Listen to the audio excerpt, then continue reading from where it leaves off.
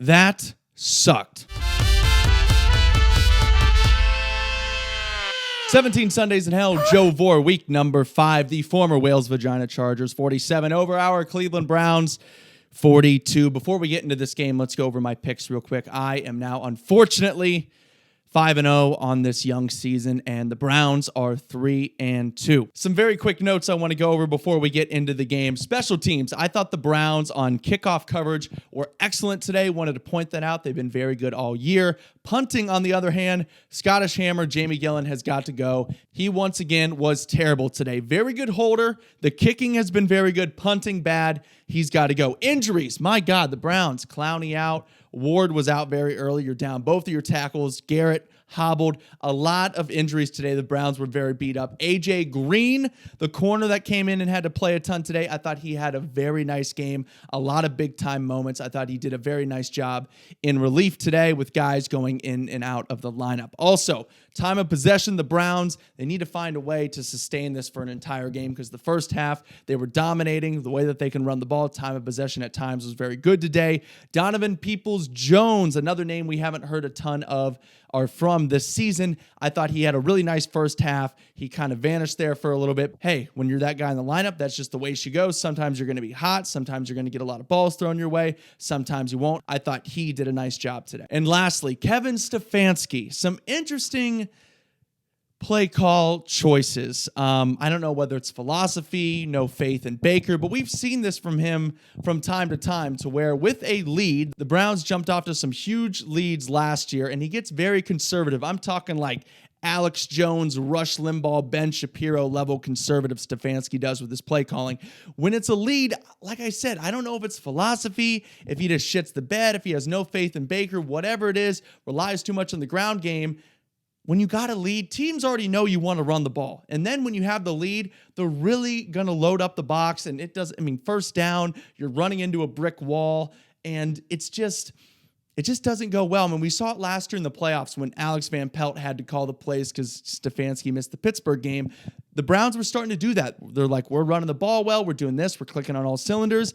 And then things started to tighten up. And then they got a little bit aggressive. They got more aggressive, started throwing the ball, kind of reopened up the offense when that game started to get close. The Browns need to do more of that. Now, what do I know? I'm an idiot. They're hired. They're the coach for a reason. But this is just kind of a 30,000-foot view observation I have from the outside. Now, with that being said, let's get into the game. Quarter number 1, the Browns do what they do. They look good on defense. They force a Chargers punt, get the ball back, driving down the field. They have to settle for 3 here. And I know if you guys have been listening and watching, I've said, I'm going to start calling this McLaughlin kid by his real name. But you know what? He keeps drilling kicks. He keeps finding the middle of the upright. I'm going to keep calling him Sarah McLaughlin. Hi, I'm Sarah McLaughlin. He's knocking kicks in. Dogs are getting adopted left and right. He is Sarah McLaughlin until further notice. Browns 3-0 early. The Chargers answer with a 22-yard touchdown, and that is our score after one. 7-3 Chargers. The Browns were putting together a drive at the end of the first quarter before time ran out, and I really liked what they did with Baker. They got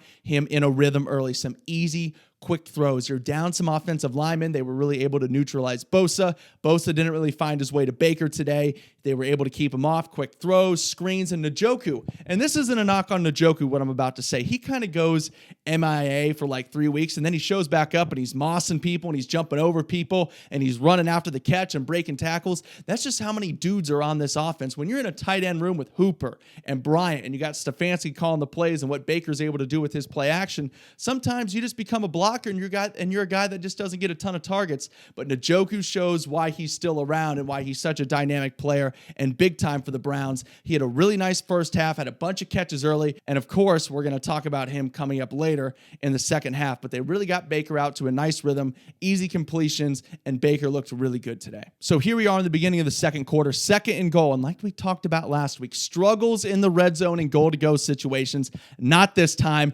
Hollywood Higgins in Hollywood finds the end zone, 10-7 Cleveland early on here in the second quarter. Then, on the Chargers' ensuing drive, a 3rd and 10, 72-yard bomb. The ghost of Andrew Zendejo, employee 23, was alive and well. Unfortunately, if you're a Browns fan in SoFi Stadium today, they score, missed kick, 13-10, Chargers. Browns go on a drive. OBJ drops the ball on 4th and 2. Chargers take back over. Browns get the ball back. Defense steps up, sack Herbert, and take over with great field position. And then the Browns go chunt. That's right, I'm talking chunt. A little bit of Higgins. Baker shows why he continues to be a dual threat. He's laced up in cheesecake, spinning away from would-be tacklers. 4th and 1. Kareem Hunt from 3 yards out. Touchdown, Brownies. 17-13, Cleveland. Now, clock's winding down. They kick the ball off. Chargers' very first play. Screen looks like it's going to be a good one. But then a fumble. Browns take over. They got only a little bit of time, but they're in great field position.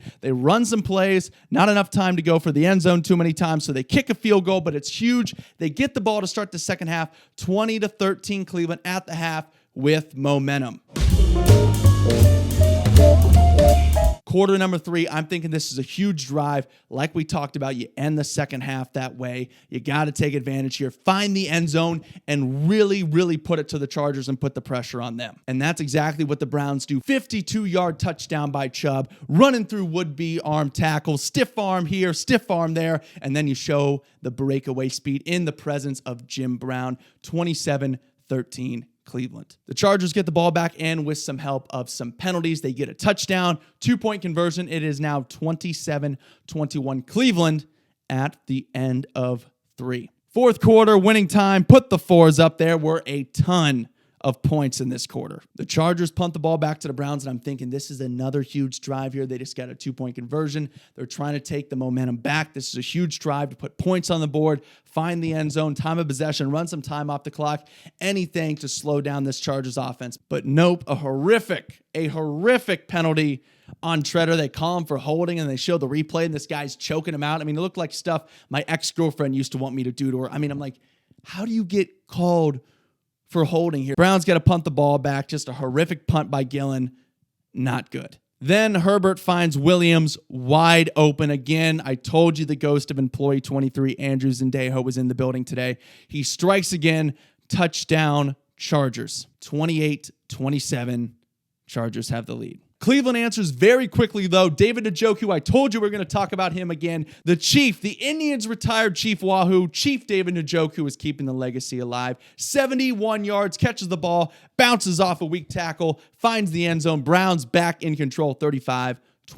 The Chargers, notorious for going for it on 4th down. Doesn't matter where they're out on the field, what the time is, situation does not matter. They go for it on 4th down. 4th and 4, a back and forth arm wrestling match. Receiver AJ Green, I thought he was in good position. I know you're going to see that screenshot out there on Browns Twitter of him getting held, but they were going back and forth. And yes, could you have called it offensive pass interference? Yes, maybe, but they're going back and forth. Usually in those, I will take a no call. I thought it should have been a no call. The fact that they called it on AJ Green, I thought was a terrible, terrible call. That brings LA all the way down the field, and now they're in another 4th down situation, 4th and 8. Of course, they pick it up. Garrett's down. They score a touchdown. We're all tied at 35.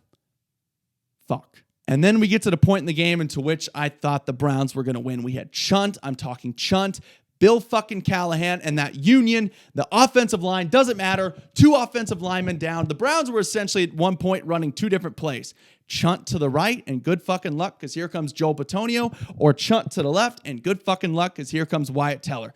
They were hammering the Chargers at this point. Kareem Hunt finds the end zone, 42-35 Cleveland. 4:45 to go. Of course, the Chargers, this is just the way that the game went. They answer no problem, but they missed the kick. So it's 42-41 Cleveland. And I wrote this down in my notes before the drive even started. The key is here, and I talked about this earlier at the top of the show. Stefanski.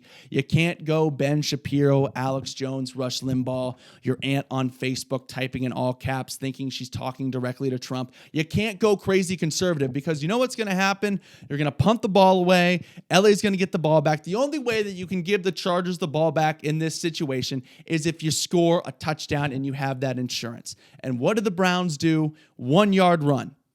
Incomplete pass. 3rd and 10. I don't know if this is philosophy, no faith in Baker, a brain fart. They run the ball on 3rd and 10. You barely run any time on the clock. You don't even make it to the 2-minute warning. Chargers only have to take 1 timeout, and you kick a shitty punt. Fuck.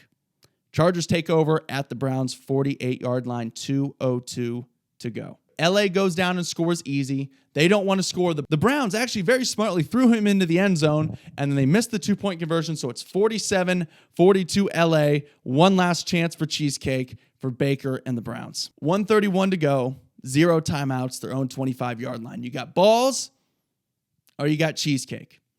The Browns weren't able to get it. It took them 3 plays, all in bounds, just to get 12 yards and a first down. They throw the ball deep a couple times, nothing. Unfortunately, the Browns were no real threat here at the end. No timeouts. Couldn't get a big chunk play. And it just sucked. It really did. Chargers 47-42 over the Brownies. Thank you as always for watching. Do not forget to subscribe, and we will talk to you next week after the Browns win on 10-17 against the Arizona Cardinals. I'm telling you, if you're in on the joke, 10-17, you know how big this is. This would literally be bigger than the Browns winning the Super Bowl. There's winning on 10-17. It only happens once every billion years, and winning the Super Bowl right underneath it. So Browns Cardinals next week. I'll talk to you after a Browns win.